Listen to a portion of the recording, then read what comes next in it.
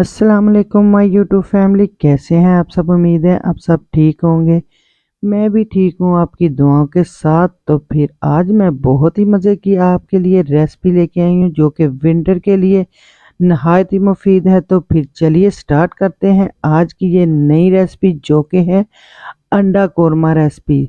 तो इसके लिए हमें सबसे पहले अंडे लेने हैं और उनको बॉईल कर लेना है।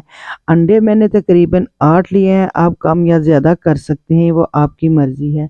तो इसके साथ ही मैंने तमाम अंडों को कट लगा लिए थे और साथ ही हाफ़ टी स्पून मैंने इसके ऊपर रेड मिर्च का लगा दिया है और हाफ़ टी स्पून मैंने हल्दी का शामिल कर दिया है और हाफ़ ही टी स्पून मैंने इसके अंदर नमक डाल दिया है।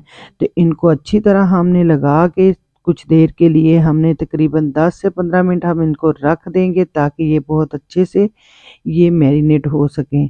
और उसके साथ ही मैंने कढ़ाई में 2 चम्मच जो है घी के डाल दिए हैं। घी के चम्मच वही है जो सालन वाले होते हैं, उसको हमने भर के डाल देना है और उसी में हमने जो अंडों को मैरिनेट किया है वो फ्राई कर लेने हैं।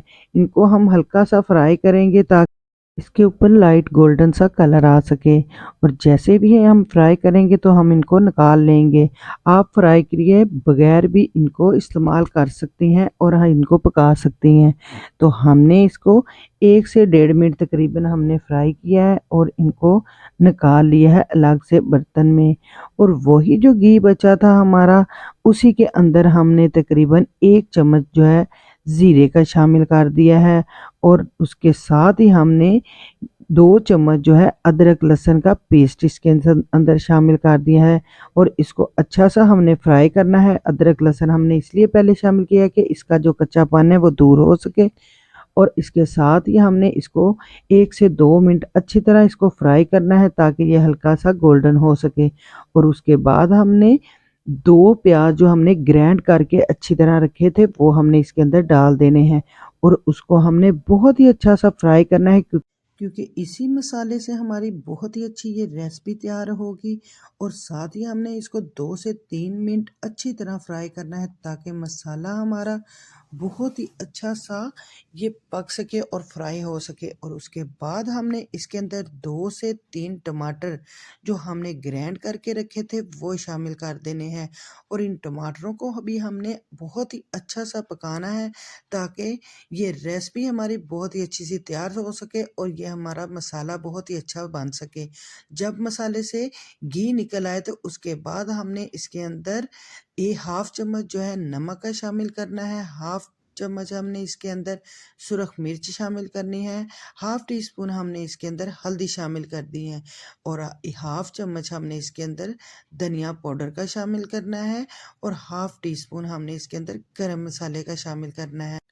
और बहुत ही अच्छा हमने इसको पकाना है ताकि मसाले से बहुत ही अच्छी सी खुशबू आ सके और मसाला हमारा बहुत ही अच्छा भुन सके। तो मज़ीद हमने इसको सिर्फ 2 से 3 मिनट अच्छी तरह पकाना है और उसके बाद हमने जो अंडे हमने फ्राई करके रखे थे वो इसके अंदर हमने शामिल कर देने हैं और इनको भी मज़ीद हमने 2 से 3 मिनट पकाना है क्योंकि मसाला भी हमारा रेडी है और अंडे भी हमारे रेडी हैं।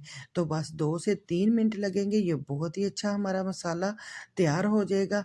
और उसके साथ ही हमने 1 प्याली भर के दही की वो लेनी है और इसके अंदर हमने दही को फेंट के अच्छी तरह शामिल कर देना है और इसको भी हमने 2 से 3 मिनट बहुत ही अच्छा सा पकाना है ताकि दही हमारा बहुत ही अच्छा सा पक सके और मसाला हमारा यकजा हो सके। तो उम्मीद करती हूँ कि आपको मेरी ये रेसिपी अच्छी लगी होगी। अगर थोड़ी सी भी अच्छी लग रही है तो प्लीज़ मेरे चैनल को लाइक करें, सब्सक्राइब करें और आगे दोस्तों को शेयर करें। और उसके साथ ही हमने 2 से 3 हरी मिर्चों को काट के इसके अंदर शामिल कर दिया है और मज़ीद आप इसके अंदर हरा धनिया शामिल करें और बहुत ही अच्छी सी ये हमारी रेसिपी तैयार है। इसके साथ ही मैं आपसे इजाज़त चाहती हूँ, फिर मिलेंगे नई रेसिपी के साथ। तब तक के लिए अल्लाह हाफ़िज़।